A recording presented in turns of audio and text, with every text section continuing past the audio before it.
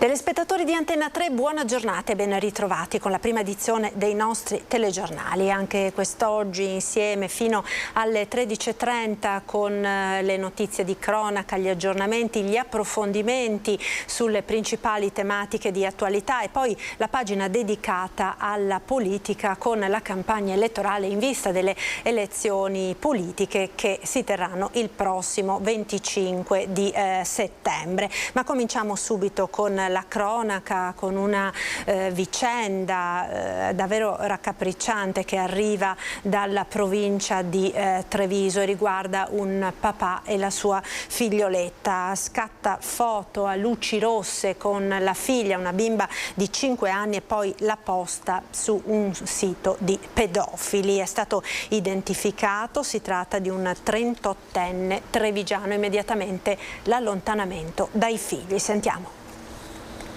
È stato incastrato dalla foto che ha postato su un sito per pedofili. Nell'immagine il padre, 38 anni, trevigiano, con i box con disegni geometrici in bianco e nero calati, mentre si sta facendo toccare dalla figlia di 5 anni. La piccola con una felpa delle Winx. È stata la polizia postale durante un'indagine sulla pedopornografia a scoprire quanto accadeva tra le mura di una casa nella Marca trevigiana. Gli accertamenti, i controlli e l'amara verità. Gli agenti si sono presentati a casa dell'uomo, separato dalla moglie. Nell'abitazione hanno trovato gli stessi boxer, medesima marca, nel cellulare dell'uomo la foto che lui stesso aveva scattato. Sotto shock è la moglie, che conferma che nei giorni della foto la piccola si trovava con il padre e consegna quella felpa ritratta nelle immagini a luci rosse. Per lui scatta immediatamente il provvedimento di allontanamento dai figli. La piccola ha un fratello più grande, inizierà presto il procedimento penale. E la cronaca ci porta ora a Padova. La procura indaga sulla morte del ventenne che è stato ritrovato privo di vita in una casa in città Giardino a Padova. Sul corpo nessun segno di violenza, ma sono stati disposti esami tossicologici per capire se il ragazzo possa aver assunto farmaci oppure sostanze stupefacenti. Si indaga per decesso come conseguenza di altro reato. Aperto in procura un fascicolo contro ignoti per la morte di Massimiliano Segala, il ventenne padovano, trovato esanime il giorno di Ferragosto in casa di un amico nel quartiere di Città Giardino. È stato proprio l'amico a dare l'allarme, vedendo che il giovane, che era andato a riposare da ore, non si risvegliava. Sul comodino alcuni farmaci che il ventenne pare stesse assumendo da qualche giorno per un problema di salute. Questo quanto avrebbero riferito i familiari agli inquirenti. Ma la procura vuole appurare anche se Massimiliano abbia assunto qualche tipo di sostanza stupefacente nelle ore antecedenti il decesso. Per questo il pubblico ministero ha formulato l'ipotesi di morte come conseguenza di altro reato. Sono stati disposti esami tossicologici e l'autopsia dovrebbe svolgersi proprio in queste ore. Il ventenne aveva trascorso la sera di Ferragosto con dei coetanei, poi si è fermato a casa di un amico che vive a Città Giardino. Quest'ultimo, non vedendolo svegliarsi, ha provato più volte a chiamarlo, non ottenendo risposta ha allertato i soccorsi, che però non hanno potuto fare altro che constatare il decesso del giovane. La famiglia, distrutta dal dolore, non crede all'ipotesi della droga e attende gli esiti dell'autopsia. E tragedia a Porto Ercole, sull'Argentario. Un commerciante padovano si tuffa in mare per aiutare padre e figlio in difficoltà, poi si sente male e muore. Si è tuffato in acqua per aiutare due bagnanti in difficoltà a causa del mare mosso, ma una volta risalito sulla spiaggia ha accusato un malore ed è morto. La tragedia a Porto Ercole, località di mare sull'Argentario in Toscana. La vittima è Andrea Zanella, padovano di 68 anni, noto in città per essere il titolare di uno dei negozi storici del centro di Padova, Pineider di via Zabarella. Il commerciante era in vacanza con la moglie, vedendo padre e figlio in difficoltà è corso in mare per aiutarli, ma poi si è sentito male. Nonostante i soccorsi del 118, il 68enne padovano è morto. La moglie, sotto shock, è stata ricoverata ad Orbetello. La morte di Andrea Zanella ha sconvolto il mondo del commercio padovano. Iscritto ad Ascom e presidente di Borgo Altinate, Zanella era molto attivo per sostenere le attività del centro storico. Sono addolorato per la perdita di un amico e di un compagno di tante battaglie per valorizzare Borgo Altinate e i suoi negozi, ci ha detto al telefono il presidente di Ascom Veneto, Patrizio Bertin. Andrea Zanella ha dimostrato la sua generosità fino alla fine, tuffandosi senza esitazione per prestare soccorso a due persone in difficoltà. Ed è finita tragicamente l'uscita sul Monte Cengio di un escursionista. L'uomo che non aveva fatto rientro a casa è stato infine trovato morto da una squadra di soccorritori.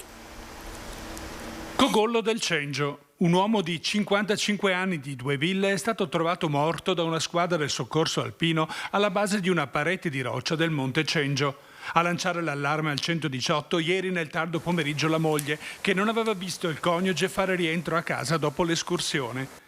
Immediatamente è scattata la ricerca delle squadre del soccorso alpino di Arsiero, che con i vigili del fuoco verso l'una hanno rintracciato l'auto dello scomparso, parcheggiata nei pressi del rifugio El Granatiere sul Monte Cengio. Fondamentale la localizzazione telematica del cellulare del 55enne. 4 squadre di soccorritori si sono organizzate per illustrare l'area così circoscritta. Verso le 3:30 sono stati rinvenuti alcuni effetti personali che hanno poi ricondotto i volontari a trovare il corpo senza vita dell'uomo. Solo verso le 6 il cadavere è stato imbarellato e affidato ai servizi funebri dopo aver ottenuto il nulla osta dal magistrato a rimuoverlo. Lavoratori in nero e violazione delle norme igieniche, maxi multa per 3 locali del Vicentino, in azione la Guardia di Finanza. Maxi multa per 3 ristoranti. Le Fiamme Gialle di Vicenza e il servizio igiene degli alimenti e della nutrizione con le ULSS 7 ed 8 avviano una collaborazione per una serie di ispezioni congiunte nei bar, nei ristoranti e nei locali notturni di tutto il Vicentino quest'estate e in autunno. Ed è proprio durante queste attività che in un ristorante viene rilevata la presenza di una lavoratrice in nero con conseguente maxi sanzione. 2 lavoratori stranieri in nero, di cui uno minorenne ma in età lavorativa, in un secondo locale. Anche in questo caso scatta una maxi multa. Analoga attività nei confronti di un ristorante a Chiampo. 3 lavoratori in nero e segnalazione all'Ispettorato Territoriale del Lavoro per la sospensione dell'attività imprenditoriale al titolare, al quale è stato contestato anche il pagamento delle retribuzioni in contanti invece di utilizzare i metodi obbligatori di tracciabilità, per cui è scattata un'ulteriore sanzione amministrativa. Tragedia ieri sera all'Hotel Point di Piove di Sacco. Un 19enne si è gettato dalla scala antincendio ed è morto. Prima del gesto estremo aveva fatto una chiamata d'emergenza al 112, ma all'arrivo dei carabinieri purtroppo si è lanciato nel vuoto e nessuno è riuscito a fermarlo. Sul posto è intervenuta l'ambulanza con i sanitari del 118 e di vigili del fuoco. Inutili purtroppo i tentativi di rianimarlo, troppo gravi le ferite riportate nella caduta. Il ragazzo viveva ad Arzer Grande ed in questo periodo stava affrontando un momento di sconforto. Torniamo ora a Chioggia, nel veneziano, a Chioggia, dove il sindaco Mauro Armelao chiede rinforzi dopo i numerosi episodi violenti, soprattutto legati alla movida, che si sono verificati nel ponte di Ferragosto. Chioggia chiede l'intervento del prefetto Zappalorto contro la mala movida dopo un Ferragosto agitato, contraddistinto da risse, urla e litigi. Così, dopo Jesolo, anche la città clodiense chiede rinforzi, come ribadisce il sindaco Mauro Armelao in riferimento agli scorsi episodi violenti. Quello che si è verificato va oltre il normale divertimento. I residenti hanno ragione da vendere. Aggiunge anche che sono 3 le zone le quali necessitano di interventi in città, precisamente zona Capo Est, zona Piazzale Europa e alcuni punti del lungomare Adriatico.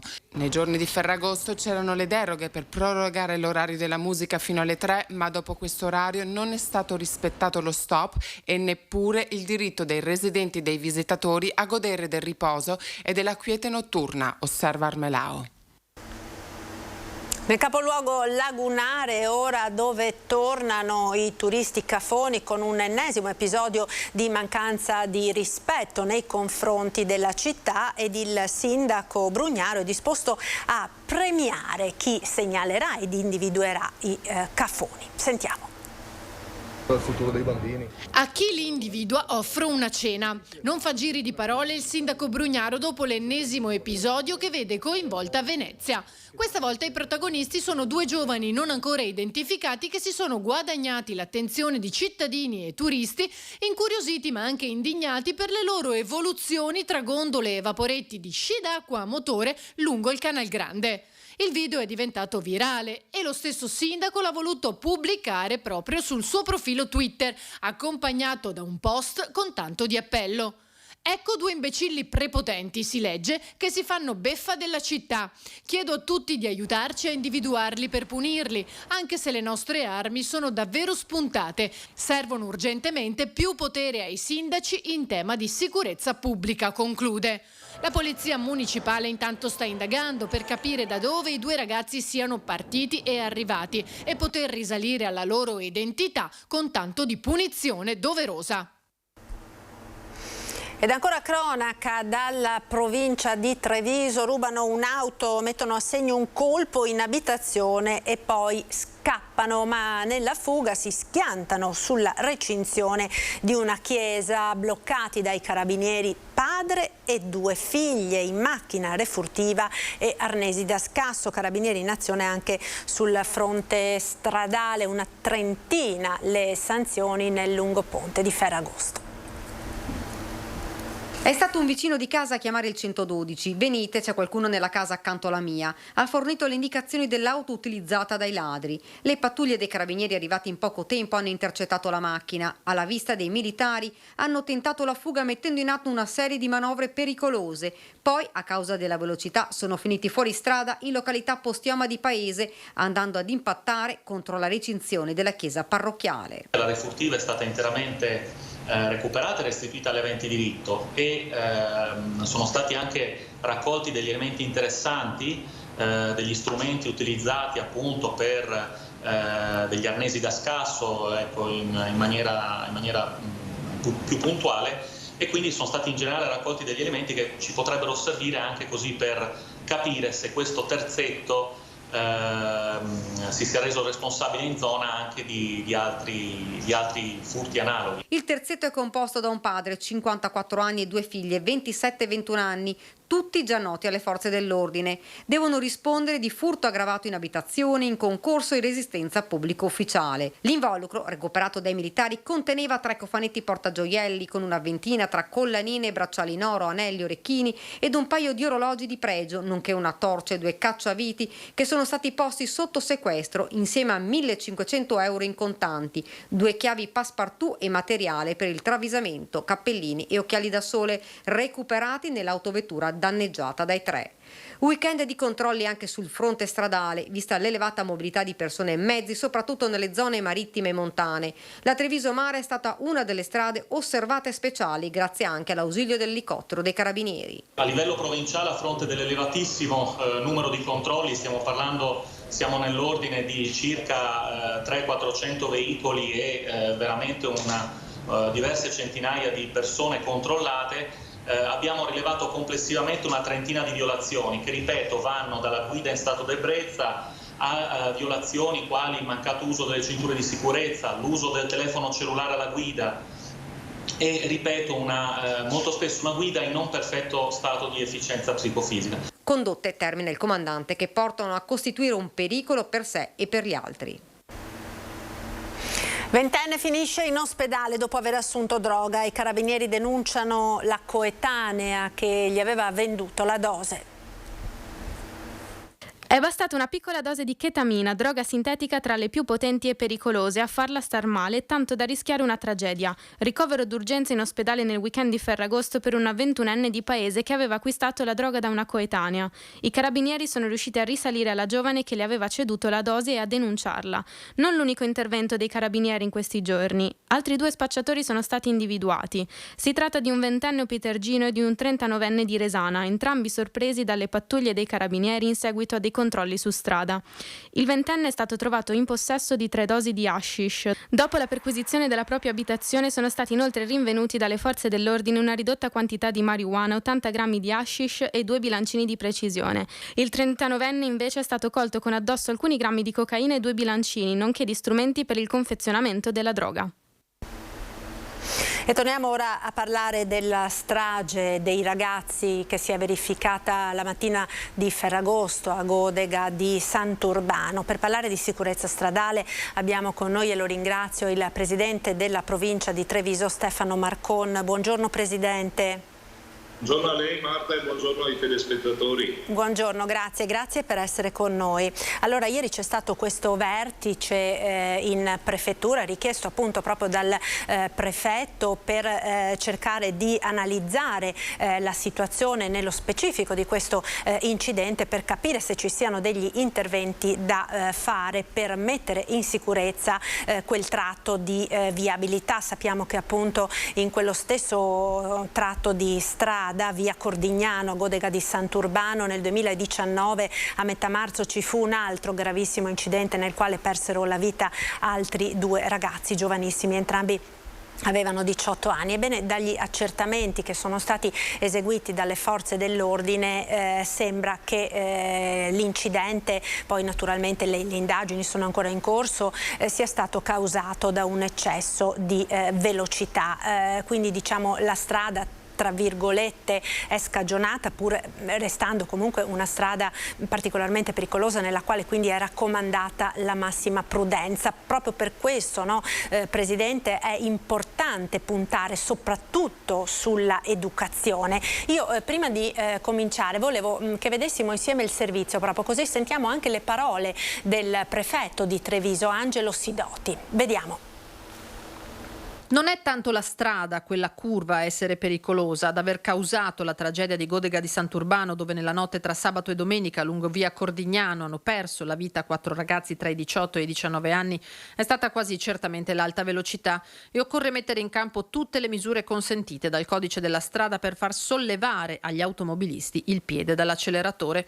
È quanto emerso dalla riunione del Comitato Operativo Viabilità convocata dal prefetto Angelo Sidoti su input di Ministero dell'Interno e Servizio Centrale della Polizia Stradale. La dinamica dell'incidente, a mio avviso, è che causa determinante sia l'eccesso di velocità in quel caso specifico, e quindi si deve andare a influire su quella causa. Noi andremo a implementare quella che è la segnaletica in quel tratto anche con delle zigrinature nella strada, in modo, oltre alla segnaletica verticale, di avere anche una segnaletica orizzontale adeguata, però anche la velocità insomma ha la sua parte, quindi colgo l'occasione per rinnovare l'invito a rispettare il limite di velocità. Sono sicura che questa ulteriore implementazione della segnaletica sarà insomma efficace e sufficiente a scongiurare in futuro nuovi episodi, nuove fuoriuscite. Noi proseguiremo con le nostre campagne di sensibilizzazione in sinergia provincia, ULS, con progetti già in atto,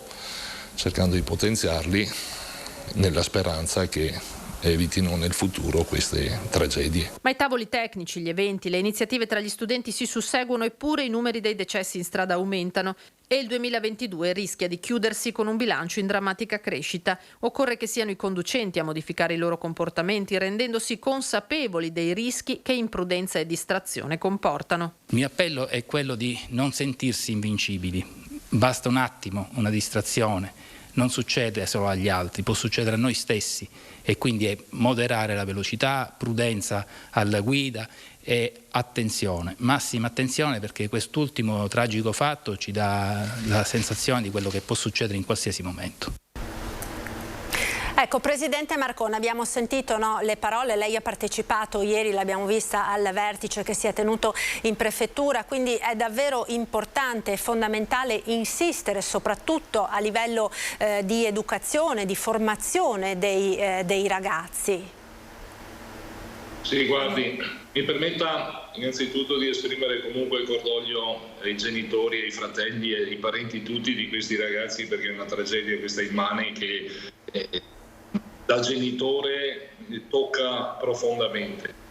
Da amministratore credo che quanto è emerso ieri dall'incontro in prefettura faccia propendere a queste ipotesi dell'eccesso di velocità e quindi nel fallimento, mi consenta, delle campagne di prevenzione che sinora abbiamo portato avanti e abbiamo ripreso a fare come provincia. Abbiamo ripreso a fare questi progetti a rete allargate, coinvolgendo le ULSS, coinvolgendo le autoscuole, coinvolgendo le associazioni dei familiari delle vittime della strada, perché è fondamentale fare cultura, fare formazione e far capire ai ragazzi, come ha detto il prefetto, che non siamo invincibili. Di quei ragazzi poi sono potenzialmente pericoli che magari con l'andare dell'età coinvolgono meno i più adulti. Quindi io penso che nel corso della loro vita questi ragazzi abbiano avuto modo di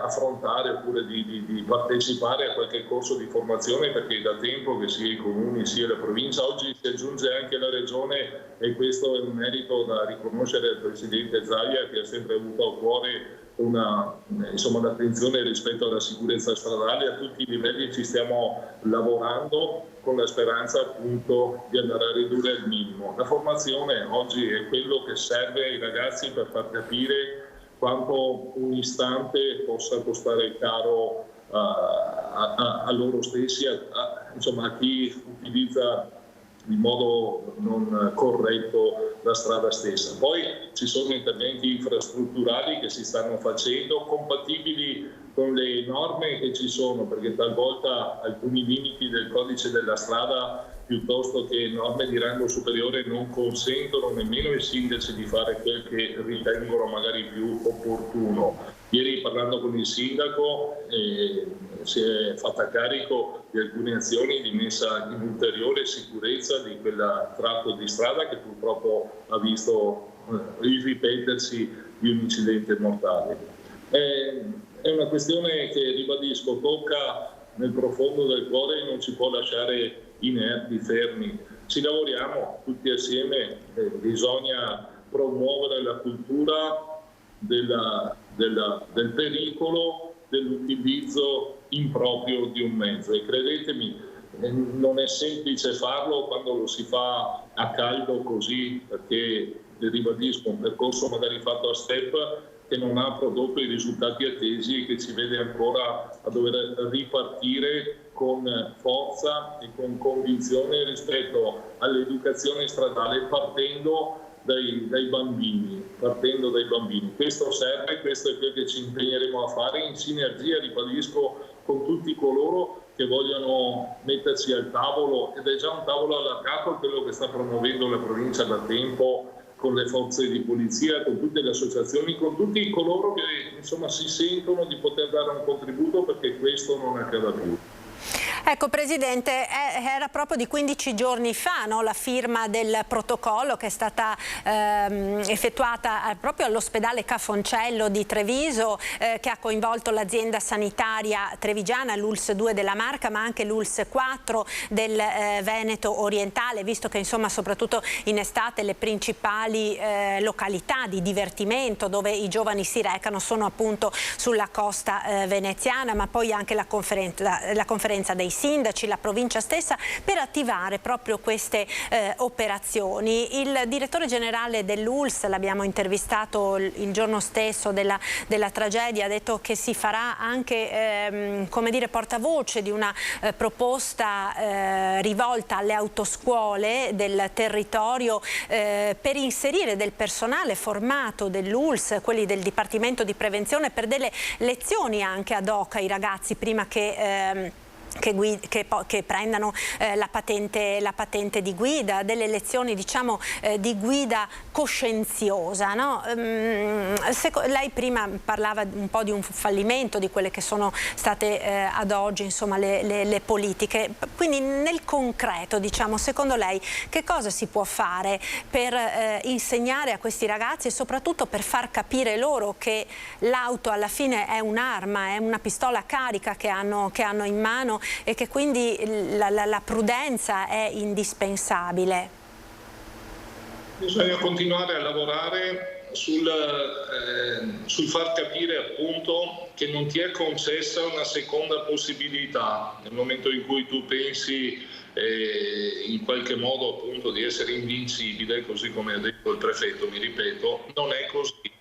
Non è così e la riprova appunto sono queste tragedie stradali che forse sono figlie un po' appunto dell'età dei 18 anni, quando in qualche modo insomma si comincia ad affrontare la vita post-adolescenziale e ci vuole quell'assunzione di responsabilità che è facile a dirsi e un po' meno facile da far capire ai ragazzi giovani. Ribadisco, guardi, noi facciamo dei percorsi adesso di formazione nelle classi quarte e quinte degli istituti secondari di secondo grado, usando anche, accompagnando questa informazione con frasi shock, con immagini di tragedie, con testimonianze di genitori, di ragazzi che non ci sono più, con testimonianze anche di coloro che hanno creato l'incidente causando la morte magari di un amico inconsapevolmente in quel momento. Sono testimonianze che si spera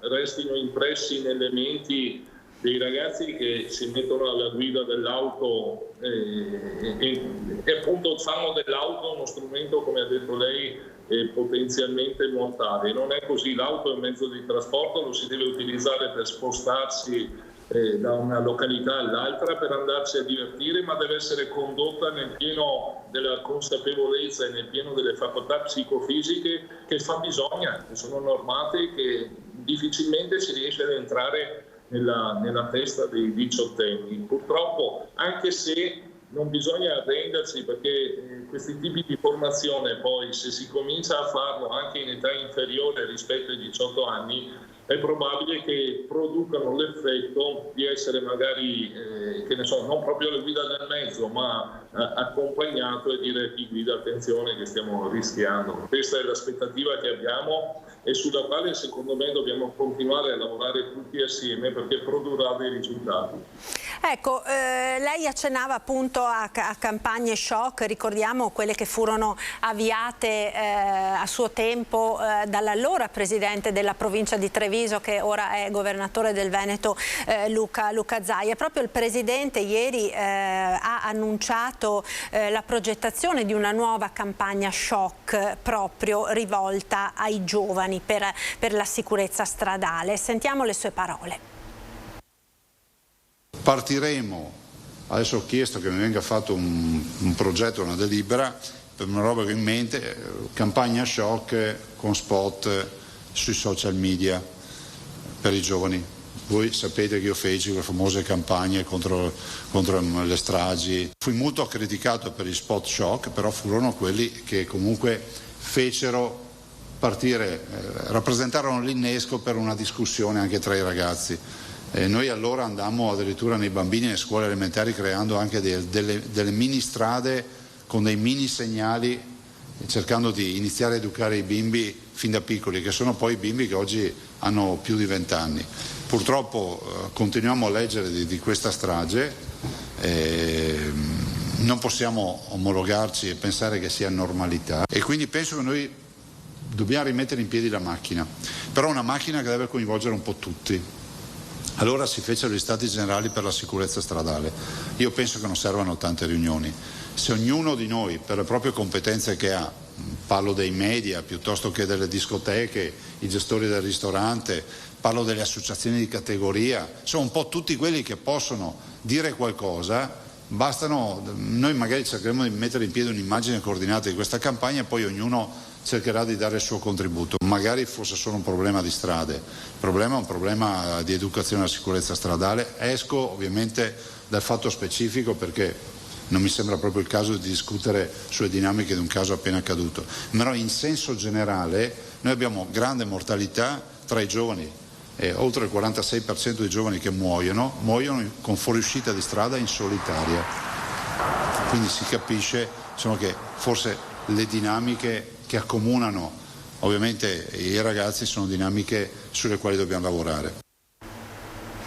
Ecco, Presidente Marcon, dunque si partirà con una nuova campagna di questo tipo in breve, diciamo, prima di chiudere. Secondo lei che cosa è cambiato? Perché siamo ritornati a una situazione che è un po' più in là con gli anni, se la ricorda bene, 20-25 anni fa, no? La provincia di Treviso purtroppo era in testa alle classifiche nazionali per mortalità, poi le cose fortunatamente erano migliorate sia per interventi alla viabilità sia per campagne molto, diciamo, forti che furono fatte a suo tempo. Ora si è ritornati indietro. Che cosa è successo?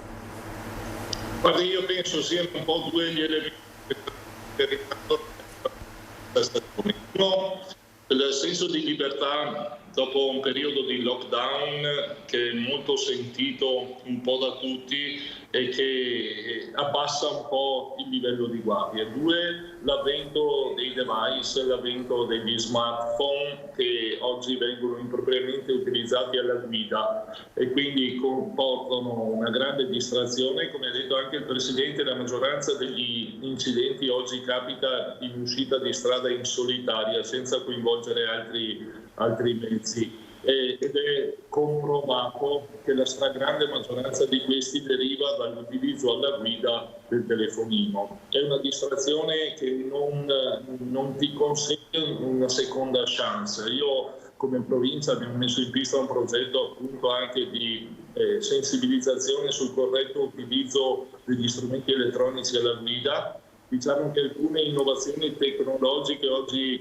portano a ridurre questo rischio, ma anche ascoltare un messaggio con il Bluetooth può essere un elemento di disturbo, così come conversare alla guida, perché o sei concentrato in quel che dici o sei concentrato in quel che fai nel momento in cui guidi. Quindi il telefonino non è assolutissimamente compatibile con la guida. Credo che questo sia uno degli elementi che purtroppo poi caratterizzano questa ascesa dei numeri rispetto agli incidenti mortali. Certo, e anche su questo quindi l'educazione al corretto utilizzo è fondamentale. Io la ringrazio davvero, Presidente Marcon, per essere stato con noi. Buona giornata e buon lavoro, un saluto.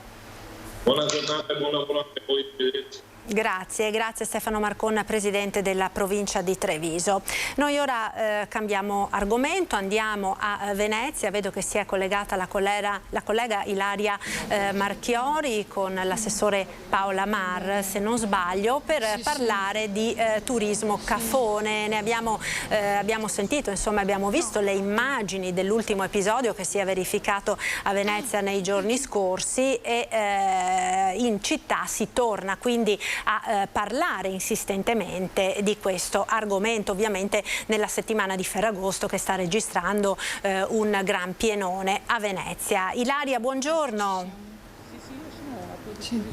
Sì, buongiorno Marta, buongiorno ai nostri telespettatori. Ci troviamo qui in compagnia dell'assessore comunale Paola Mar proprio per parlare di turismo cafone. Abbiamo sentito poco fa la notizia di quanto accaduto in città. Questa volta si parla di sci nautico con tanto di appello da parte del sindaco Brugnaro.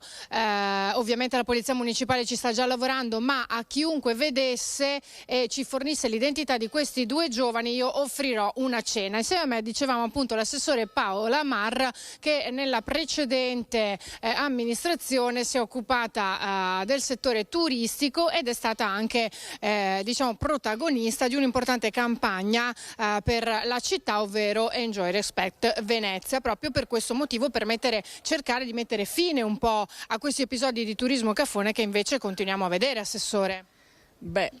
Continuiamo a vedere, anche perché credo che sia un mondo che vuole vedere queste cose. Io trovo assolutamente scorretto poter pensare di sfregiare una città in questa maniera qui, ma evidentemente il protagonismo di queste persone, il voler per forza fare un video virale o essere protagonisti per un giorno di una stupidaggine porta a fare queste cose. Ovvio che le città d'arte italiane sono uno dei bersagli preferiti di questi fenomeni da sbarco, ma io credo che, e sono perfettamente d'accordo col sindaco, quando dice che bisogna dare più poteri ai sindaci per impedire queste cose che sono assolutamente stigmatizzabili.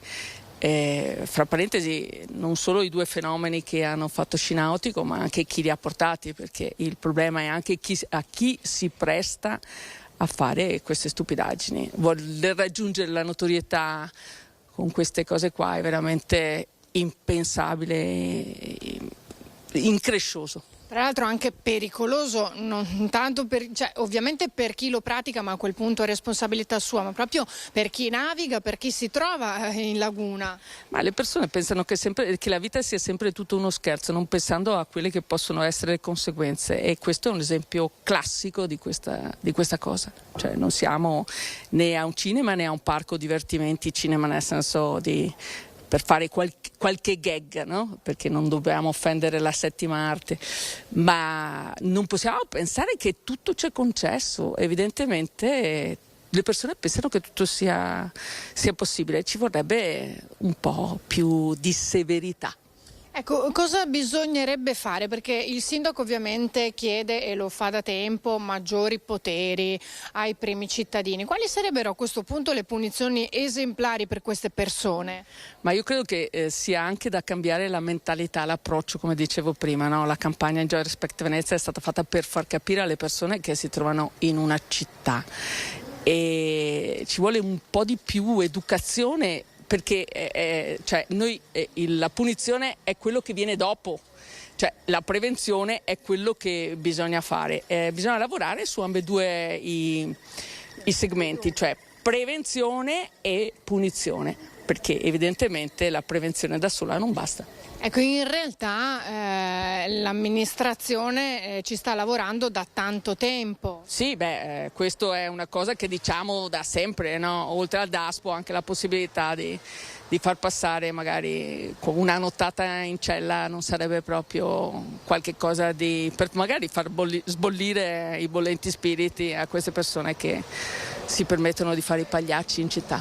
Evidentemente la conformazione di Venezia o com'è strutturata si presta bene, ci si pensa, mi vengono in mente i tuffi dai ponti in questo caso, perché proprio c'è l'elemento acqua. Ma non penso sia solo l'elemento acqua, c'è l'elemento palcoscenico mondiale. Cioè quello che è importante, è il palcoscenico mondiale. Venezia la conoscono tutti al mondo e Venezia diventa un palcoscenico mondiale. Queste persone pensano di giocare d'effetto su un palcoscenico mondiale. Secondo lei la campagna ha dato dei frutti? Ma guardi, questo è difficile da dire, però il turismo cafone c'è sempre stato. Io ho notato che, va bene, noi veniamo da 2 anni di lockdown, però ho notato che non c'è più comunque, e questo è assolutamente importante, la voglia di giocare di rimbalzo su queste cose. Non so se lei si ricorda, veniva fuori immediatamente sui social e si rilanciava. Adesso viene assolutamente stigmatizzato, ma viene anche meno rilanciato, soprattutto dalle persone che vivono in città, che si ritengono giustamente offese da tutto ciò. Quindi forse diciamo, se perdesse di importanza anche a livello proprio mediatico di social, uno sarebbe meno interessato nel farlo. Sarebbe meno fenomeno, chiaramente. Quindi questo, oltre all'appello del sindaco Brugnaro, è un ulteriore appello.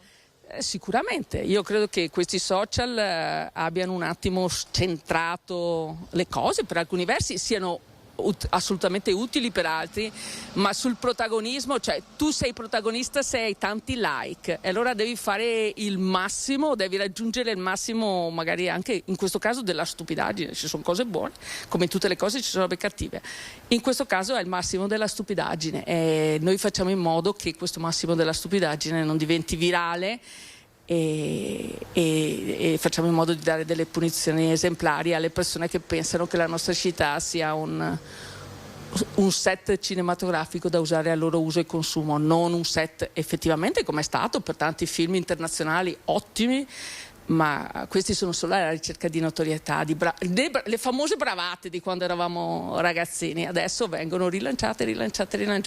Vediamo di non rilanciarle. Ecco, appunto, bravate, che poi rischiano di diventare pericolosi poi per sé e anche per gli altri, perché il rischio di farsi male anche tuffandosi da un ponte è notevole. Quella volta che è morto il neozelandese, esatto, no, tufandosi dal ponte di Rialto, è morto dopo un po' di tempo, che era caduto sopra un motoscafo, per fortuna non ha centrato il motoscafista, cioè non è che tutti i giorni puoi fare quello che vuoi. Io credo che sia giusto ragionare su quello che si fa.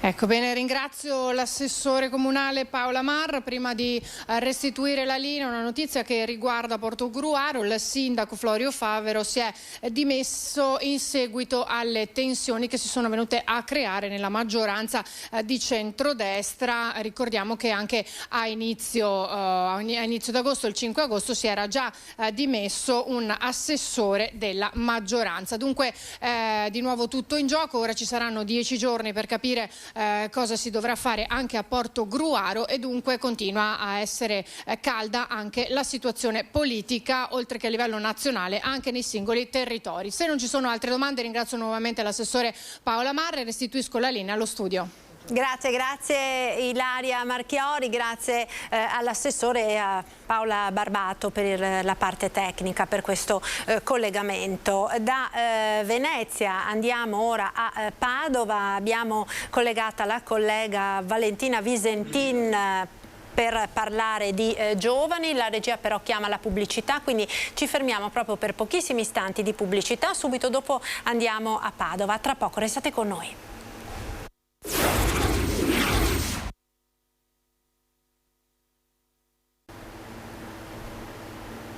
Eccoci, siamo nuovamente in diretta, prima edizione del nostro telegiornale. Andiamo subito a Padova, dove c'è per noi Valentina Visentin per parlare di lavoro e occupazione giovanile, con i giovani sempre più poveri, sempre meno pagati. A te Valentina, buongiorno. Sì, buongiorno Marta, siamo all'interno della sede della CISL di Padova e Rovigo, perché dai dati rilevati dai CAF della CISL è emerso che almeno dal 2020 i giovani, ovvero gli under 30, hanno dei redditi inferiori rispetto agli over 65, un trend completamente opposto a quello che si assisteva invece negli anni 90, quando invece erano proprio i giovani i cosiddetti motori dell'economia, quelli che avevano gli redditi più alti. Chiediamo il perché di questa situazione a Samuel Scavazzin, che è segretario della CISL di Padova e Rovigo. Intanto grazie. È anche abbastanza semplice spiegarlo, perché comunque negli anni 90 c'era un'altra forza propulsiva di investimenti per quanto riguarda l'Italia. Invece adesso, dopo ormai 2 anni e mezzo, dopo una pandemia che ha sconvolto completamente la società e anche il mercato del lavoro, ha cambiato completamente, diciamo, le carte in tavola, evidenziando delle problematiche che già noi dicevamo già da tempo, però velocizzando anche purtroppo questa problematicità. I giovani si è evidenziato che hanno dei contratti precari, quindi non a tempo indeterminato, essendo magari anche al primo impiego, gli possono avere anche o delle forme contrattuali particolari, o anche e soprattutto per le donne dei part-time involontari, e quindi anche qua si prende meno, tenendo poi presente che nel 2020, nel pieno della pandemia, c'è stato anche il lockdown, con conseguenza anche il blocco dei licenziamenti e tanta cassa integrazione Office, che ha ulteriormente impoverito le tasche dei giovani. Quindi di fatto i giovani adesso si appoggiano spesso anche ai genitori, lo vediamo anche nel cosiddetto welfare, quando una mamma deve andare a lavorare chiede ai nonni, ma ancora i nonni lavorano, insomma, quindi c'è un problema di fondo che deve essere risolto e di cui voi sindacati stavate comunque già da tempo evidenziando. Assolutamente, anche perché comunque pensiamo agli anziani pensionati magari, che stavano già dando una mano alle famiglie, quindi magari tenendo i nipoti, piuttosto che anche contribuendo anche con la pensione alle spese. Adesso, con un aumento dei prezzi, con un'inflazione che è alle stelle, e tutto questo amplifica e peggiora anche la situazione. Poi il part-time in questo caso noi abbiamo sempre detto che deve essere contrattualizzato, perché sennò c'è il rischio, soprattutto per le donne, che durante il loro esercizio in part-time lavorino il quadruplo, perché devono tenere a bada magari figli, tenere in ordine la casa e lavorare, e quindi anche questo è un problema da sistemare. Ecco, ci sono le elezioni in vista, con il nuovo governo si dovrà discutere anche del cosiddetto salario minimo. Beh, per noi, e questo lo evidenzia, il problema in Italia non è di avere un salario minimo, il problema è la questione salariale e del lavoro povero. Infatti da noi abbiamo delle problematicità molto gravi che sono appunto, a mero titolo di esempio, come ho detto prima, i part-time involontari, possono anche essere forme contrattuali al di fuori dei contratti collettivi nazionali di lavoro, quindi i contratti pirata. Ci possono essere anche delle forme di lavoro, quindi abuso tipo di tirocini, di stage, che anche questo non è sicuramente positivo, e quindi noi dobbiamo cercare di trovare una quadra sull'applicazione dei contratti più importanti. Ecco Marta, allora da Padova è tutto, restituisco la linea allo studio, insomma un focus, quello dell'economia, che sicuramente animerà questa campagna elettorale. Da Padova è tutto, restituisco la linea allo studio. Grazie Valentina, e al tuo ospite naturalmente, e buon lavoro ai colleghi della redazione di Padova. E a proposito di campagna elettorale, vedo che si sono collegati i nostri ospiti di oggi. Grazie per essere con noi a Luca De Carlo, senatore di Fratelli d'Italia. Buongiorno, grazie per essere con noi. Alberto Cappelletto del Partito Democratico, sindaco di San Biagio di Callalta, il professor Stefano Allievi di Azione, referente nazionale per il tema immigrazione e demografia del partito. Allora il collegamento della collega di Padova ci ha fornito degli spunti sicuramente interessanti per il dibattito proprio sull'occupazione giovanile,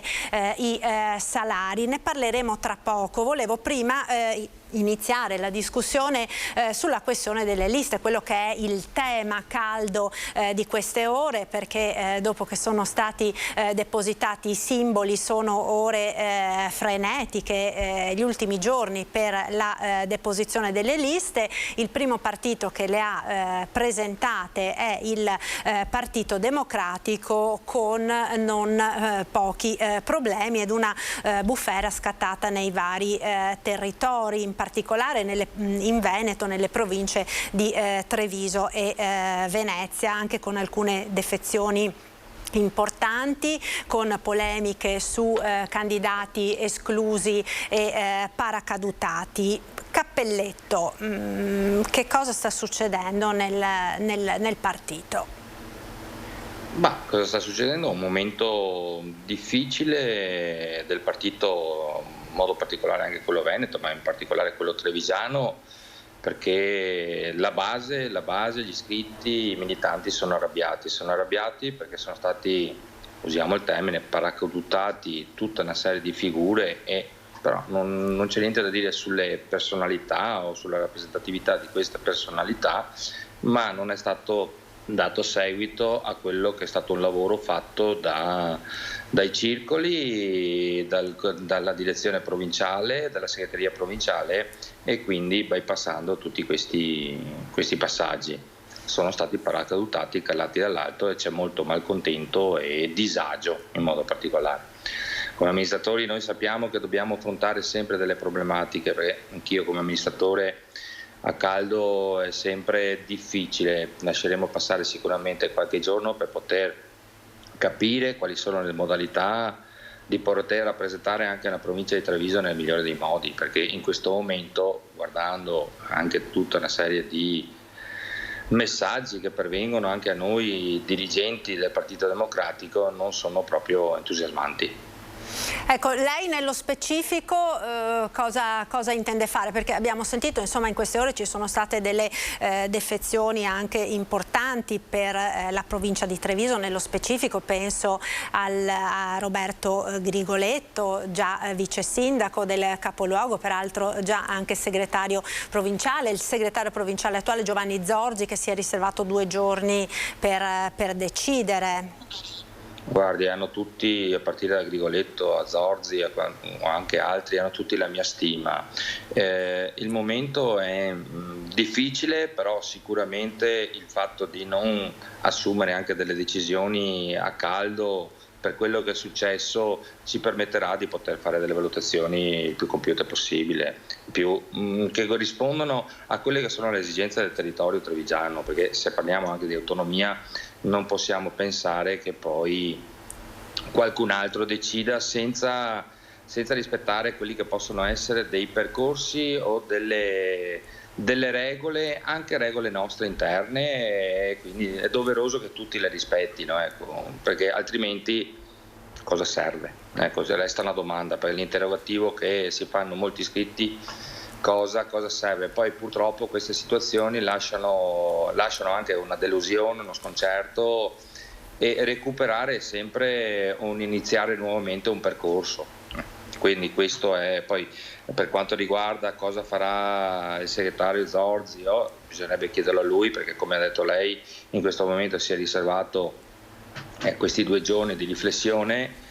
E fra due giorni vedremo un attimino. E lei, Cappelletto, cosa farà? Guardi, l'ho detto tra le righe, l'ho detto prima, sicuramente c'è delusione per quello che è successo, per come è successo, ecco, per come è successo in modo particolare il metodo, però da amministratore so che i temi vanno affrontati con la pazienza, anche senza essere arrabbiati, perché altrimenti essere arrabbiati si potrebbe incorrere anche ad ulteriori errori. Abbiamo bisogno di un momento di sedimentazione di quello che può essere questa situazione per poi decidere e prendere le decisioni le migliori possibili. Ecco, quindi lasciamo decantare un attimo le acque, un giro sulle liste anche agli altri partiti, no? Perché sono ore, il PD è stato il primo a decidere, a depositarle. Per quanto riguarda gli altri sono invece ancora gli ultimi giorni, lunedì sarà il termine ultimo. Acque agitate anche nel centrodestra, Luca De Carlo, in particolare nella Lega, per dire la verità, no? Visto che Fratelli d'Italia, almeno stando a quelli che sono i sondaggi, in questo momento ha meno problemi degli altri, conseguentemente a quello che è il taglio dei parlamentari, per riconfermare, diciamo, quelli che sono gli uscenti o per effettuare nuovi inserimenti. Beh, insomma, intanto buongiorno a tutti. Beh, certo, insomma, un partito che 4 anni fa navigava al 4,5%, oggi probabilmente ci danno sopra il 20%, è evidente che ha problemi contrari rispetto a chi qualche anno fa magari navigava intorno al 24 al 20 e che oggi magari i sondaggi danno al 10, quindi è evidente che c'è una riduzione dei posti per quelli partiti che hanno visto calare la propria percentuale, c'è un aumento di quelli che invece non l'hanno visto fare. Però è chiaro e evidente a tutti che nel momento in cui si vota un taglio dei parlamentari si sa che ci si espone poi a una minor rappresentanza. Adesso bisognerà capire se la minor rappresentanza poi rimane una rappresentanza di qualità oppure se non è nemmeno né più quantità e nemmeno qualità, e questo lo giudicheranno poi gli elettori tra 5 anni quando torneremo a votare.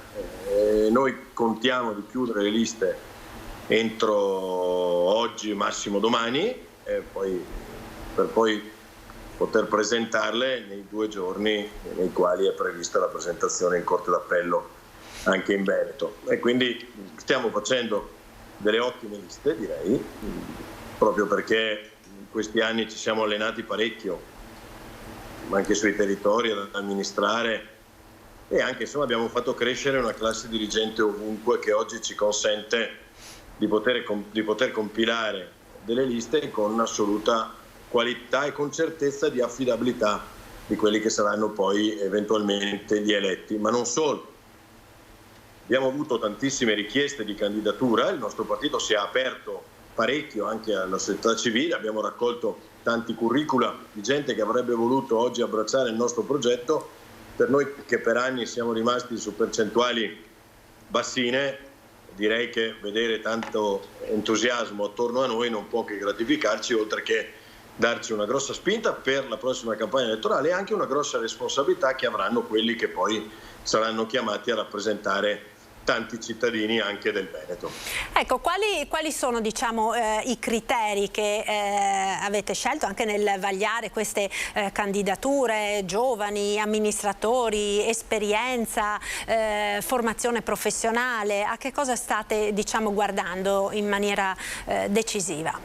Beh, diciamo un discreto mix di tutte le cose che ha detto. C'è l'affidabilità, e cioè la classe dirigente che da anni ha lavorato su questo partito quando non ci credeva nessuno, c'è una quota parte di ottimi amministratori che hanno dimostrato proprio col lavoro sul territorio la loro capacità, e poi c'è anche una quota parte di affidabilissimi professionisti che oggi rappresentano quel valore aggiunto che un partito che si candida a guidare questa nazione deve sicuramente avere tra le proprie fila, quindi un giusto mix. Ecco, vedo alle sue spalle le meravigliose Dolomiti e la scritta Belluno, una delle province che ha maggiormente criticato la riduzione dei parlamentari è stata proprio la provincia di Belluno, che rischia di vedersi rappresentata in maniera minima, no? Rispetto al passato nel futuro Parlamento. È questo il rischio che si corre per quelle realtà più piccole, penso appunto alle realtà di montagna, ma non solo? Questo è il rischio che si corre nel momento in cui i partiti non dedicano a queste aree la loro attenzione. Se nei posti tra virgolette buoni delle liste non vengono selezionate persone che vengono da questi territori o che rappresentano magari non un numero di persone grandi come potrebbero essere i rappresentanti delle città, ma comunque ampi territori che hanno tante volte problematiche diverse da quelle che hanno le città, e il rischio che si corre è quello che la rappresentatività di questi territori già martoriati dallo spopolamento diventi talmente bassa da poi renderli assolutamente indifesi. E quindi io faccio appello a tutte le forze politiche, perché tutte le forze politiche dedichino spazio nelle liste a province come Belluno e come Rovigo, che già sono penalizzati da una legge elettorale regionale che di fatto fa scattare solamente 2 consiglieri in queste province. Faccio appello perché tutte le segreterie dei partiti abbiano questa sensibilità nei confronti di queste 2 aree.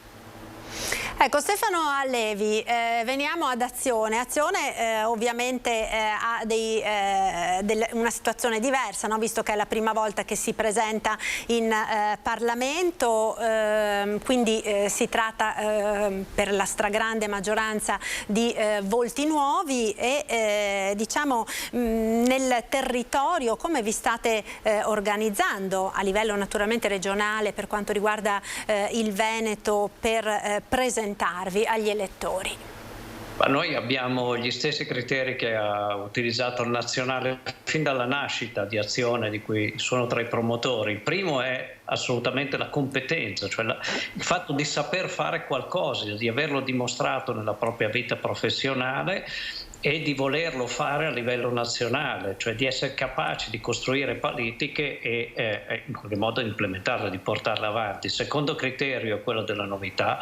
Siamo un partito nuovo e ci teniamo, perché siamo nuovi anche come modalità di porsi, oltre che come selezione della classe dirigente, e questo vogliamo rappresentare con le candidature. Terzo criterio ovviamente la rappresentatività del territorio. Noi abbiamo moltissimi amministratori, magari di civiche, qualcuno proveniente da altri partiti, sia dal PD sia dal centrodestra, delusissimi dal PD, che è diventato questa specie di Macedonia di proposte diverse, contraddittorie tra di loro, e da un centrodestra che ha tradito il suo elettorato, particolarmente in Veneto, proprio buttando giù il governo Draghi, per esempio. E che si stanno avvicinando a noi, e quindi stiamo ragionando con loro. Per noi sono le prime elezioni politiche, come diceva, quindi abbiamo appena cominciato con le ultime amministrative e quindi ci stiamo lavorando per poterci organizzare sempre meglio sul territorio. Ma i criteri sono questi e vogliamo che siano rispettati. Poi definiremo il decreto entro domani anche noi. Ecco, Allievi, per quando lei diceva una novità di porsi, no? Di fronte all'elettore, che cosa significa questa novità di porsi e in che cosa appunto consiste proprio la novità di azione? Lei parlava, no, di elettori sostanzialmente moderati, scontenti sia dal centrodestra che dal centro-sinistra. Come voi vi ponete nei confronti di questi elettori, appunto, e che cosa significa questa novità di porsi? Ma noi partiamo dalla constatazione che ormai non c'è una contrapposizione bipolare tra destra e sinistra, c'è un bipopulismo di fatto di destra e di sinistra, ognuno con le sue contraddizioni interne. La destra si presenta unita ma ha delle divisioni radicali al suo interno, dalla politica estera alla politica interna alle ricette economiche, soprattutto presenta ricette economiche non percorribili, cioè se mettiamo insieme in fila le promesse elettorali della destra abbiamo già superato i 200 miliardi di euro e quindi, come dire, molti elettori liberali, autenticamente liberali, che hanno creduto anche nella possibilità di avere una classe dirigente corrispondente ai loro ideali, che scoprono che non c'è o non c'è più, forse non c'è mai stata. Quindi da un lato c'è quel tipo di elettorato e dall'altro abbiamo tantissimi, veramente tantissimi delusi di quello che era il progetto originario del Partito Democratico, che doveva essere un partito nuovo, che invece in qualche modo non si è mai staccato dalle appartenenze tradizionali. I nativi democratici sono stati progressivamente marginalizzati, c'è una sorta di dominanza nella macchina del partito, di quella che negli anni scorsi si chiamava la ditta, e c'è un'incertezza nel perseguire anche le alleanze oltre che gli ideali. Quindi da questo punto di vista c'è tutta una fetta di pubblica opinione che noi crediamo sia importante, che magari non ha votato nelle ultime tornate e che vorrebbe una politica seria, cioè una politica che dice innanzitutto che non fa promesse non realizzabili, che cerca di, in qualche modo, la dico in maniera un po' forte, sbattere in faccia all'elettore le difficoltà del paese, non raccontargli i miracoli futuri, ma invece le difficoltà presenti, dicendo: noi proponiamo delle ricette percorribili. Calenda usa spesso un'espressione che a me piace molto, dice: per ogni proposta noi dobbiamo avere il foglio del come, non dire vogliamo la luna, come ci si arriva, no? Il paese è green, bene, ma come, con quali soldi?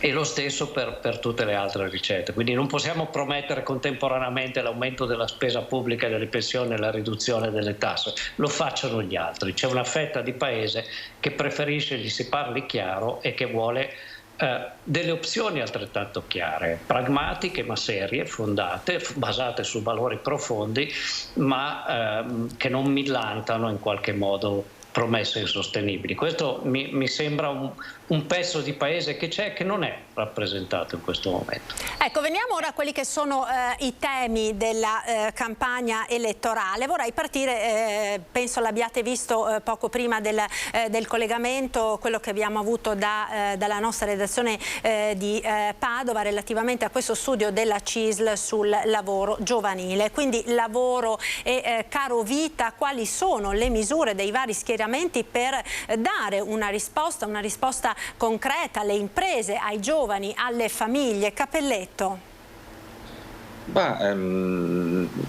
Sono temi sempre complessi anche questi, però sicuramente il Partito Democratico vedo che è molto attenzionato, anche parlava prima Levi, in modo particolare il PD.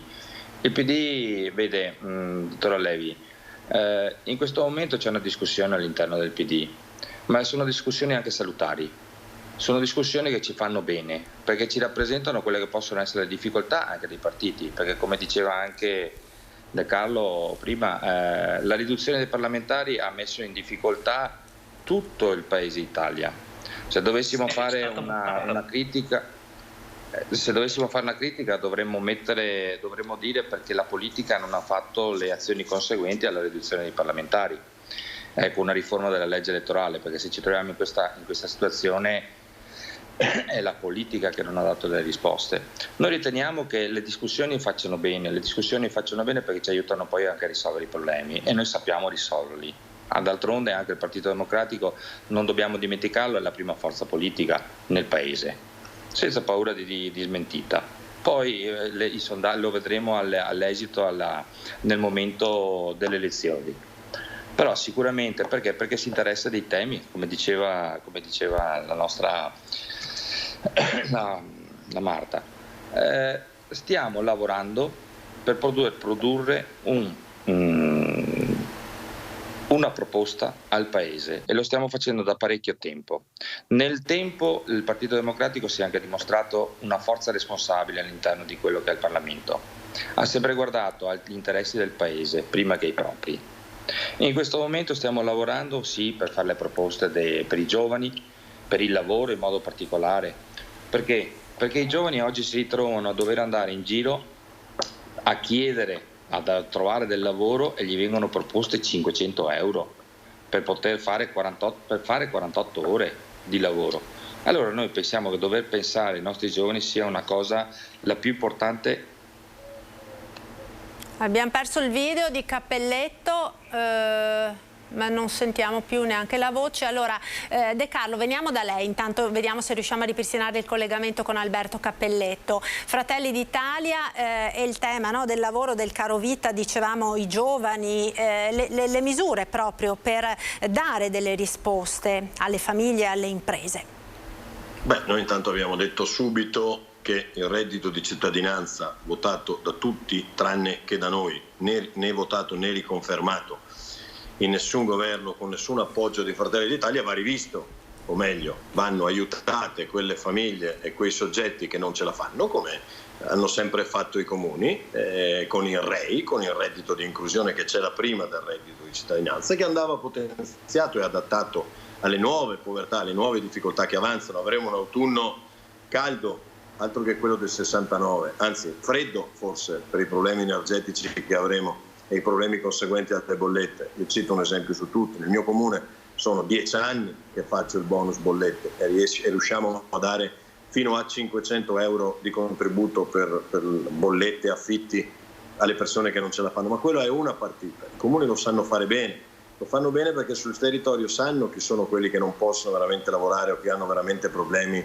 e quelli che invece possono lavorare, cosa che non ha fatto il reddito di cittadinanza. Il reddito di cittadinanza, che non era una misura per creare lavoro, tant'è che i Navigator sono gli unici che per un periodo hanno avuto un lavoro, dopodiché nemmeno quelli sono riusciti a confermare il loro lavoro, è una misura assistenzialista che non risolve il problema, né quello della povertà, anche se qualcuno usciva da una terrazza gridando abbiamo abolito la povertà e oggi trova spazio nelle liste del centro-sinistra, non nelle liste del centro-destra, e quello era l'ex o l'attuale ministro degli esteri Di Maio, perché oggi nel caso fossimo distratti ci siamo resi conto che tutta la nomenclatura, quella importante, tanta della nomenclatura importante dei 5 Stelle si è trasferita nelle liste della coalizione di centrosinistra. Centrosinistra che oggi litiga e si scinde, si divide tra i renziani e Calenda da una parte e il PD e i transfughi dei 5 Stelle dall'altra, ma che di fatto propone le stesse cose.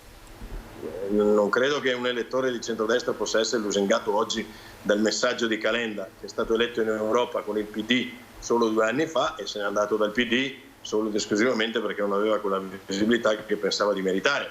E allora credo che i messaggi ed oggi i fronti siano bipolari, ci siano 2 poli, siano quello di centrodestra e quello delle tante divise centrosinistra.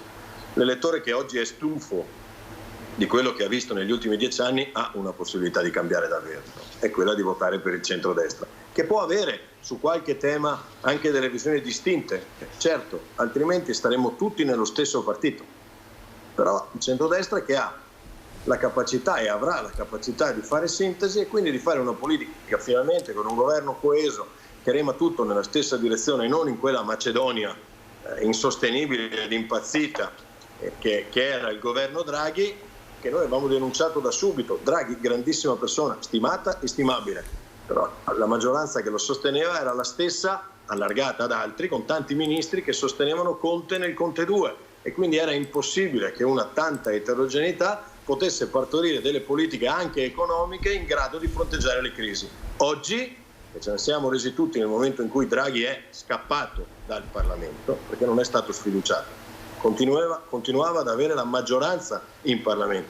Quando si è reso conto che non sarebbe stato in grado di fare ciò che gli italiani si aspettavano che lui facesse, se n'è andato, lasciando il Paese e la nazione in queste condizioni. Oggi c'è solo una possibilità per ripartire e risollevare l'Italia, è votare il governo di centrodestra. E questo lo faranno gli italiani, che non si faranno, ripeto, abbagliare da messaggi diversi da quelli della compattezza del centrodestra. Vinceremo queste elezioni e avremo l'onere, ma anche l'onore, di governare questa nazione e di mettere a terra le tante ricette che oggi abbiamo, come quelle sulla flat tax incrementale, cioè solo sui redditi incrementati rispetto all'anno precedente, perché è quella più sostenibile in questo momento di difficoltà. Poi vedremo se riusciremo ad allargarla anche ad altri dal prossimo anno, se c'è la sostenibilità per una flat tax totale. Sì, certo. Riusciremo ad abbattere il cuneo fiscale recuperando le risorse dal reddito di cittadinanza? Sì. Andrà a beneficio delle imprese per la metà e a beneficio dei lavoratori per l'altra metà, perché è vero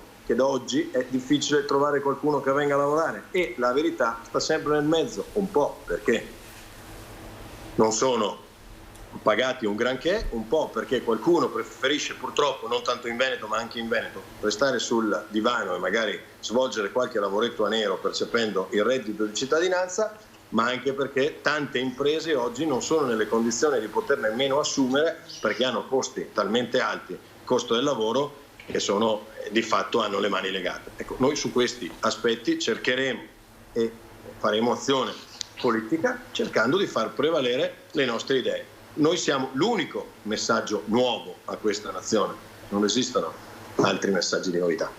Ecco, allievi, è stato chiamato in causa Azione e Calenda, no? Su questo. Io non farò un pippotto elettorale, cercherò di dire delle cose e la prima cosa è questo: intanto Calenda viene dall'impresa e ha dimostrato di lavorare per l'impresa quando è stato ministro dello sviluppo economico. Lo sviluppo economico l'ha fatto, ha gestito i tavoli di crisi, ha inventato Industria 4.0. Chiediamolo agli artigiani e commercianti e agli industriali del stato utile o no, e non a caso è stato plebiscitato con 280.000 preferenze alle elezioni europee nel collegio di Nord-Est, più di chiunque altro, e da molti elettori che non erano del PD. Tra l'altro era un'alleanza tra PD e Siamo Europei, come allora si chiamava quella che poi sarebbe diventata Azione, ed è uscito dal PD in dissenso con la linea politica del PD, dopo aver, come dire, fatto campagna elettorale dicendo mai con 5 Stelle, poi, come dire, il PD ci è andato al governo con i 5 Stelle e Calenda ne è uscito. Ma al di là di questo, allora, di che cosa? Io non credo tanto a questa unità dei poli, ma è un'analisi, cioè nel centrodestra ci sono 3 diverse proposte di flat tax, ci sono gli europeisti di Forza Italia e c'è chi vorrebbe uscire dall'Europa o diminuire il ruolo dell'Europa o far prevalere la sovranità nazionale su quella della legislazione europea. Ci sono, come dire, gli amici di Orban e di Putin e invece gli atlantisti, insomma, ma questo vale per tutti, vale anche per la coalizione di centrosinistra.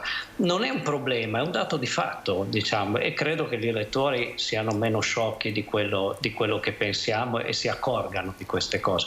Non ha grande importanza, ha importanza vedere anche le ricette che si propongono.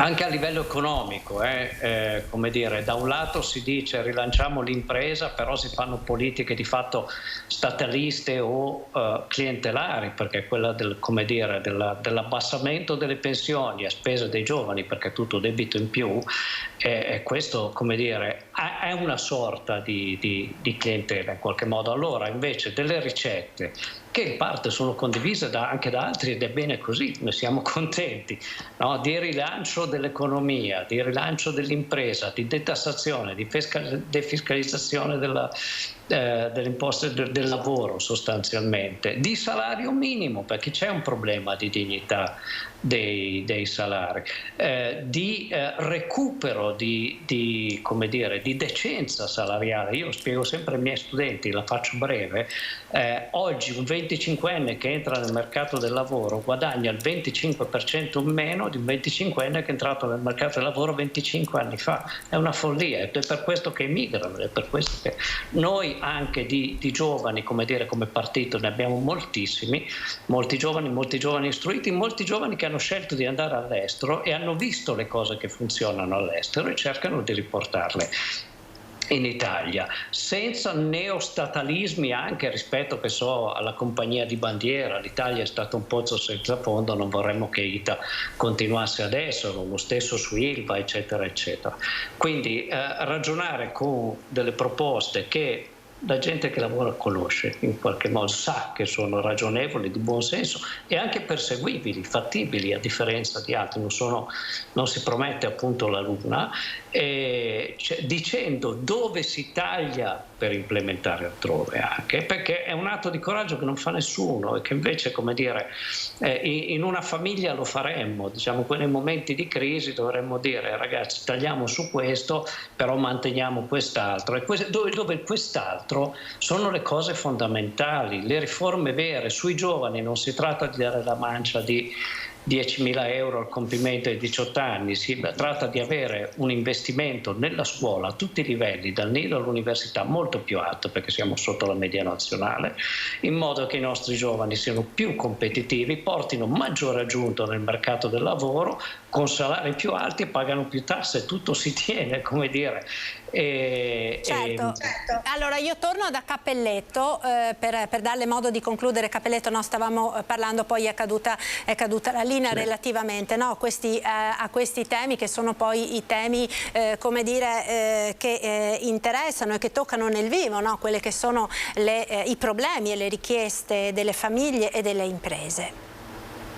Ma sicuramente, scusate se è caduta la linea e non ho potuto ascoltare parte del proseguo del dibattito. Il tema del lavoro, ma il tema della società, perché noi non dobbiamo dimenticare che come Paese Italia abbiamo anche un debito pubblico che è enorme e questo ci limita anche sulle azioni che possiamo mettere in campo.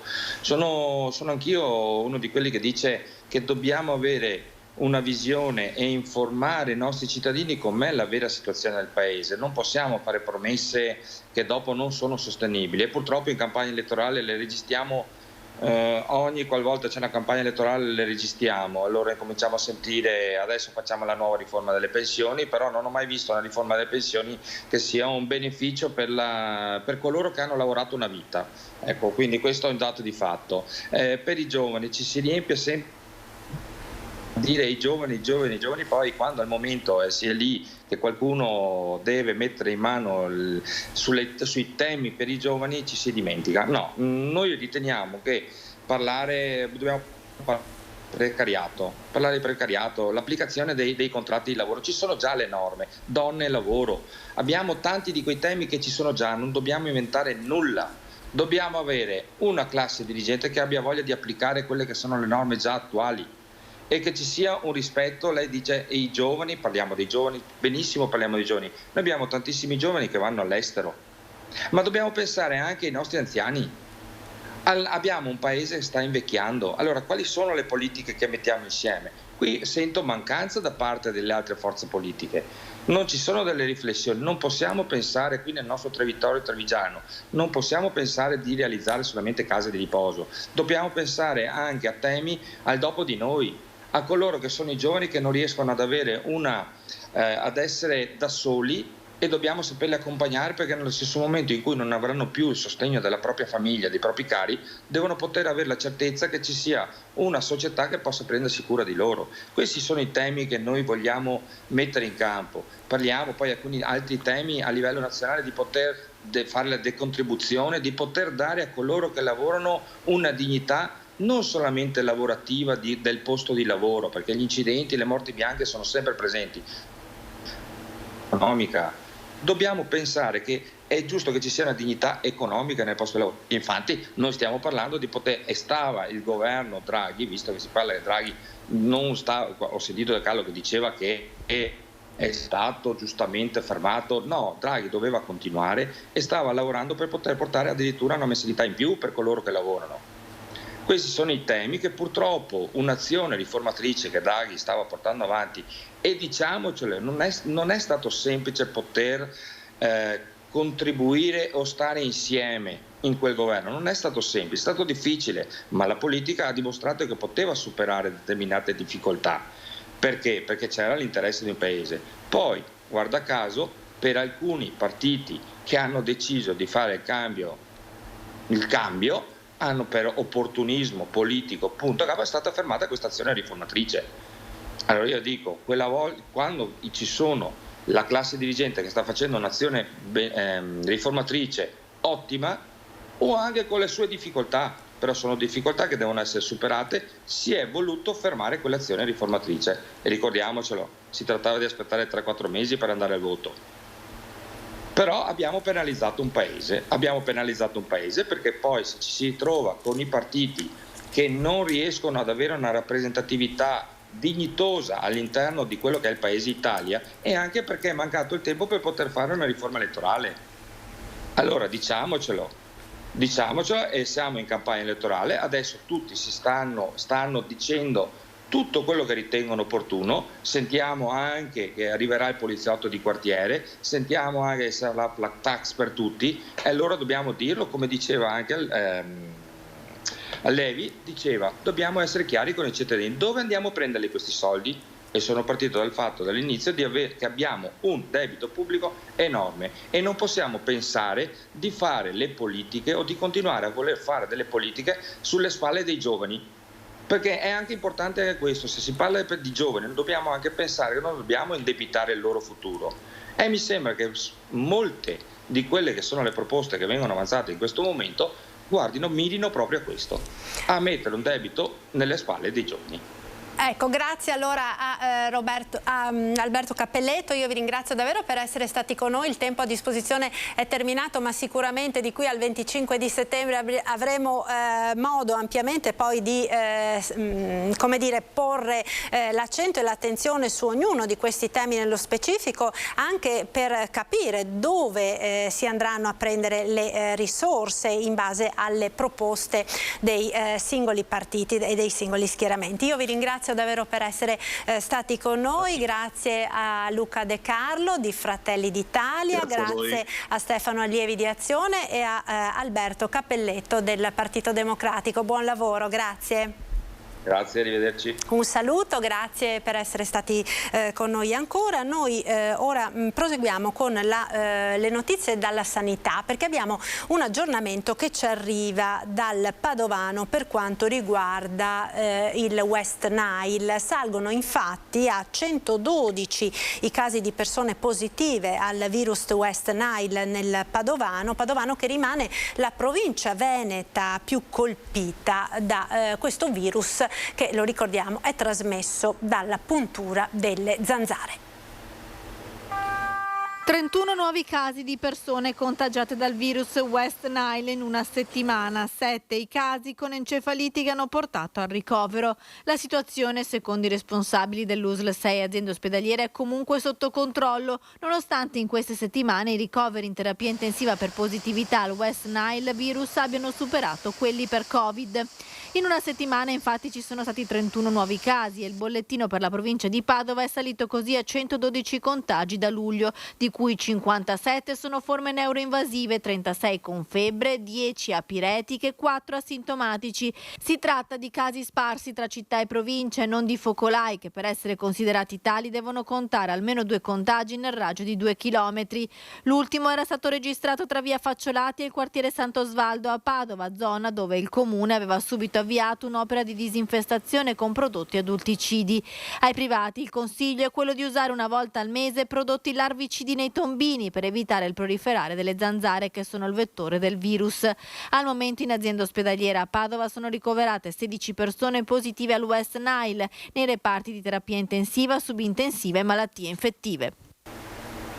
E continuiamo con la sanità, parliamo dell'emergenza dei medici di base, un'emergenza nazionale che offre purtroppo un quadro molto preoccupante anche nella nostra regione. Tra le zone più critiche quella del Basso Vicentino. La carenza dei medici di base anche nel territorio dell'USO 8 non è un fulmine al ciel sereno, ma una realtà con cui l'US Berica sta già facendo i conti. La carenza è una carenza reale, all'interno della ULS 8 Berica sono 108 le zone carenti che abbiamo confermato anche di recente e siamo in attesa delle assegnazioni da parte anche di Azienda Zero, quindi è una realtà da questo punto di vista, diciamo articolata in maniera diversa rispetto al territorio della ULS 8 Berica. Abbiamo zone che sono più tra virgolette tranquille e zone invece che sono più agitate, nel senso insomma che è più frequente e più marcata la carenza dei medici. È un fenomeno diffuso a macchia di leopardo. Se il centro del capoluogo è ben organizzato anche con formule aggregative, ad oggi medicine di gruppo ce ne sono 8 integrate e 28 tra semplici e in rete, i problemi maggiori sono nel Basso Vicentino. Abbiamo altre realtà come Noventa Vicentina e i comuni limitrofi in cui insomma una serie di aspetti hanno fatto sì che da 8 medici siamo rimasti praticamente con 3 da questo punto di vista e quindi insomma la carenza è molto più evidente, a tal punto che abbiamo sopperito in quel contesto e siamo intervenuti con un presidio di assistenza territoriale che è in grado di dare le risposte ai cittadini, non con la formula che tutti si aspettano. Diciamo che l'obiettivo numero 1 dell'azienda rimane quello di continuare ad investire sulle formule di aggregazione dei medici.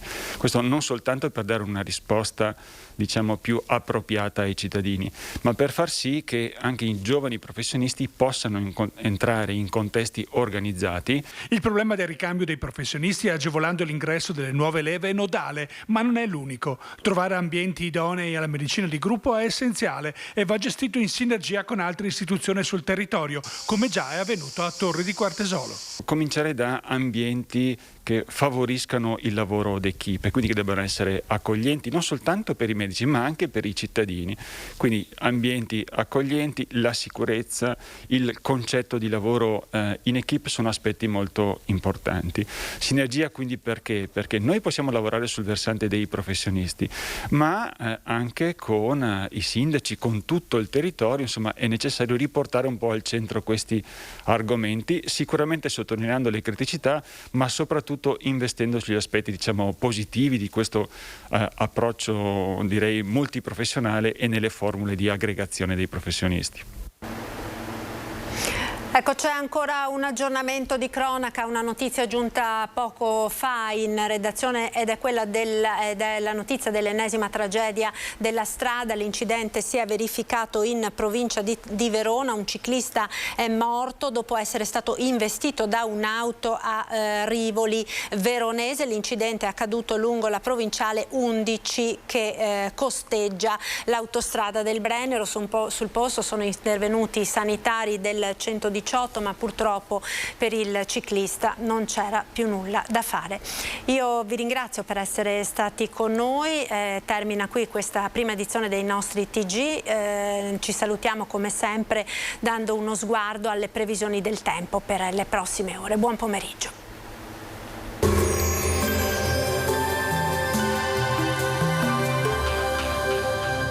Donadel Sunplast fornisce ed installa tende e coperture tecniche, avvolgibili, serramenti in PVC e in alluminio, porte da interni. Benvenuti al Meteo.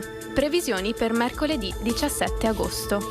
Sul Veneto, cielo in prevalenza sereno con alternanza di nuvole sulle province occidentali. In serata, possibili locali piovaschi nelle zone montane. Temperature in leggero aumento. Minime comprese tra i 17 e i 22 gradi, massime sui 33-34 gradi. Sul Friuli Venezia Giulia, cielo sereno o poco nuvoloso. Dal pomeriggio, probabile aumento della nuvolosità. Temperature minime tra i 19 e i 22 gradi, massime sui 31-32 gradi. Sul Trentino Alto Adige il tempo sarà generalmente soleggiato con possibili velature in transito. Verso sera la nuvolosità sarà in aumento a partire da ovest. Temperature minime tra i 18 e i 19 gradi, massime sui 32-33 gradi. Dal meteo di Antenna 3 è tutto, arrivederci.